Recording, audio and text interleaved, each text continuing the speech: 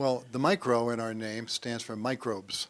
So we work with microbes, which are bacteria and fungi.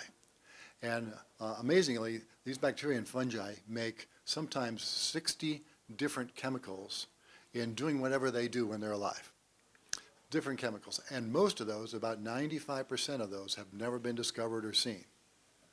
So we're in the business of discovering the new ones and finding out which ones are very helpful for us as humans. And we're focused really on the farmers, so solving problems that chemicals can solve for the farmers. Okay, and tell me what's coming off the ramp here first. So our first product is a herbicide. We found it, a Pantoia ananatus bacterium makes multiple chemicals, and one of them is what we call MGX 1001. That's our first product, and it's naturally made, and so if we want to make more of it, we just ferment it and purify it. It's not that simple, but that's what we do. So it's a very sustainable manufacturing for this. And the big thing about it is it's been tested by 3 of the top 5 companies in the world in crop protection, and all 3 have said this is a new mode of action. Now, there hasn't been a new mode of action for a non-specific herbicide, non-selective herbicide, in 35 years. So we're very excited about that. Right. So what is that? Who cares? Well, we care because there's so much herbicide resistance. So by definition, if it hasn't been discovered yet, none of the plants have a resistance to it. So we can go out there and we can kill these weeds with no herbicide resistance. And so the ones that don't, either dicamba or glufosinate or glyphosate, the Roundup, there's a lot of resistance being built up in those. And so we can go in and we've tested those, and we're very successful in the broadleafs that are resistant to the big herbicides. Now, since you are producing really an organic product from fungi and other microbes, is this going to have all of the regulations that EPA might throw at you? That's a great question. So, that landscape's changing. Every year, people talk about what it should or should not do. It's basically a chemical. So at some point, they may say you have to do everything that any other chemical has to do for regulation. On the other hand, it is made by a bacterium, and we ferment it, and we don't add anything to it. I mean, it's basically its own herbicide. So we're hoping that some of the regulations that apply to biologicals will also apply to our biochemical, Okay. which could cut off years and millions of dollars. We're talking the difference between maybe 200 million versus 2 million for getting registration. Okay. How soon can farmers see commercials about this and availability in the marketplace? Yeah, so well, it won't be until probably 2031 or 2032. Okay. Sorry, That's it's not out there. way away. That's right. It seems like a long way, but that's our development. That's what the EPA requires. That's what I mean. It's just tough to get out there, to get your research permit to do all the research, and then to finally get through EPA registration. And we're trying to do global launch as well, and so it'll be through Europe, which has its own regulatory hurdles. You said that was product number 1. Is there product number 2 that's not too far back? Well, we're pretty excited about this one.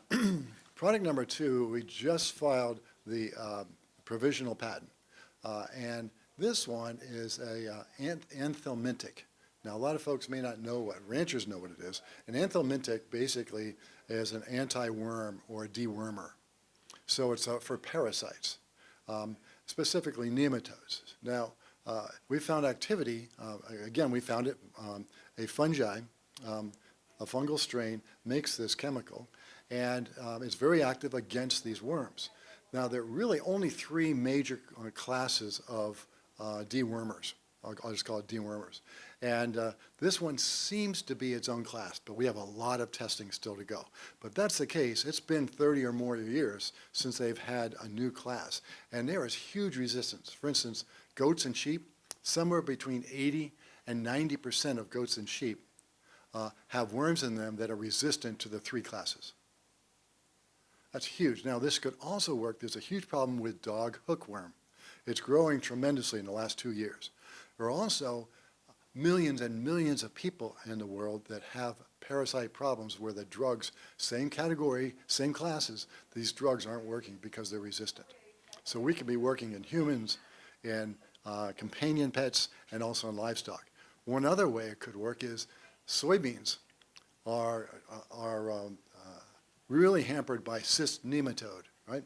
And so there's a lot of solutions out there to try to reduce that, but there's nothing out there to get rid of cyst nematode in a field. Once it's in there, it's in there. So if we can have a new class of treatment, maybe a seed treatment, that we can use to attack the cyst nematode, that would be huge as well. So there's 4 different points here that we can use. How about things like corn rootworm then? It's very possible, and not nematode. So, we have a lot of testing still to do, but there are really still only 3 classes out there that people are using, whether it's treatment or anything. Even in cyst nematode, there are a lot of, I think there are 200 varieties now that have a trait that allows resistance or tolerance to this cyst nematode. However, that's been over 10 years, and the resistance is really cropping in now. And so the resistance is one thing that we think that our platform is going to give us these natural solutions to resistance. First, resistance to herbicide, and now resistance for the worms and the anthelmintics. So this product really not only would help a livestock producer, but it's going to help a soybean grower as well. Oh, I think so.